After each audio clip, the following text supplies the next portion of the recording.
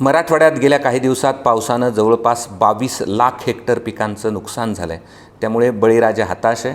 शासन त्यांना मदत करणार आहे. मात्र अनेक प्रश्न आहेत की मदत नेमकी कशी मिळणार आहे, पीक विम्यातून मिळणार आहे की आणखी कुठून मिळणार आहे, हे सगळं आपण विभागीय आयुक्तांकडनं जाणून घेणार आहोत. सर, पहिल्यांदा प्रचंड नुकसान झालं आहे. शासनाला तुम्ही काय मागणी केली आहे, किती रुपयांची मागणी केली आहे, आत्तापर्यंत काही पैसे मिळाले आहेत का, आणि ते शेतकऱ्याच्या अकाउंटपर्यंत कधी मिळतील? आत्तापर्यंत आम्हाला ह्या जुलै ऑगस्टपर्यंतचे सर्व जे काही आमचे अंतिम रिपोर्ट्स आहेत, अंतिम रिपोर्ट शासनाला सादर झाले होते. त्याच्यापैकी साधारणतः आम्हाला आता 697 कोटी रुपये प्राप्त झालेले आहेत आणि उरलेले 721 कोटी देखील या 2 दिवसात आम्हाला प्राप्त होणार आहेत. आणि आलेले रक्कम जी आहे ती रक्कम प्रत्येकाच्या शेतकऱ्यांच्या अकाउंटला जाण्याच्यासाठी आमच्या तालुक्याच्या पातळीवरच्या ज्या काही टीम आहेत त्या कार्यरत आहेत. त्यांच्या सर्वांची माझी फक्त शेतकऱ्यांना एक विनंती राहील की आपण या निमित्तानं आपल्याला आलेल्या याच्या नोंदीप्रमाणे आपण आपलं KYC इमिजिएटली करून घ्यावं, जेणेकरून प्रत्येकाच्या अकाउंटला ही रक्कम लगेच जमा होईल. बरं, आत्तापर्यंत किती वेळा पंचनाम्याचे आदेश या ठिकाणी देण्यात आलेत?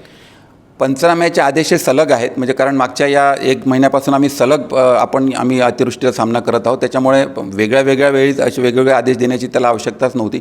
आले स्टँडिंग ऑर्डर्स होत्या की ज्या ठिकाणी अतिवृष्टी झालेली असेल, सर्कलमध्ये अतिवृष्टी असेल, त्या ठिकाणी सर्व ठिकाणी पंचनामे करण्याचं काम अतिशय वेगानं सुरू आहे. किती वेळ लागेल संपूर्ण पंचनामे व्हायला, एक अंदाजे? नाही, आत्ता मागच्या ऑगस्ट महिन्यापर्यंतचे सगळे पंचनामे होऊन सगळे रिपोर्ट्स गेलेले पण आहेत. आता फक्त ह्या महिन्यामधले राहिलेले आहेत, त्याला थोडासा पाऊस ओसरला की पुढच्या 8 दिवसामध्ये आम्ही ही सर्व प्रक्रिया पूर्ण करून शासनाला याच्यामधला अंतिम अहवाल सादर करू. शेतकऱ्यांसमोर एक महत्त्वाचा प्रश्न आहे. पूर्वी पीक विम्यातून असं जर नुकसान झालं तर त्याला 25% रक्कम ही मिळत होती. मात्र नवीन निकषानुसार ती मिळणार आहे का?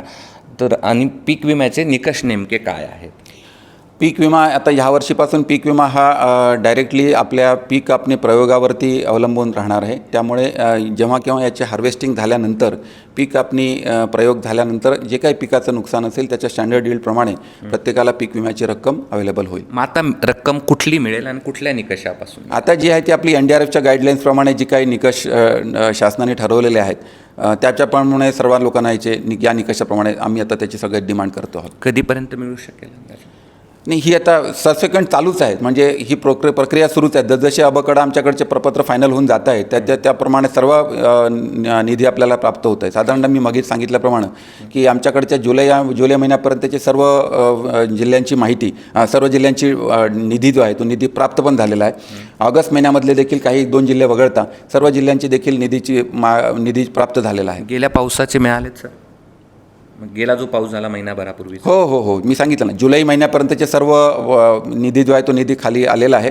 आणि तो आता फक्त सर्व शेतकऱ्यांना माझी एकच विनंती राहील की आपण आपलं KYC करून घेणे, जेणेकरून प्रत्येकाच्या अकाउंटला डायरेक्टली पैसे जमा होतील. ठीक आहे, धन्यवाद. हे होते विभागीय आयुक्त. आणि शेतकऱ्यांना मदत नेमकी कशी मिळणार आहे, कधी मिळेल, KYC कसं करायचं, या सगळ्या संदर्भात सविस्तर माहिती त्यांनी दिली आहे. मात्र एक गोष्ट आहे की पीक विम्यातून यावर्षी जे अतिवृष्टी झाली आहे त्याची मदत मिळणार नाही आहे.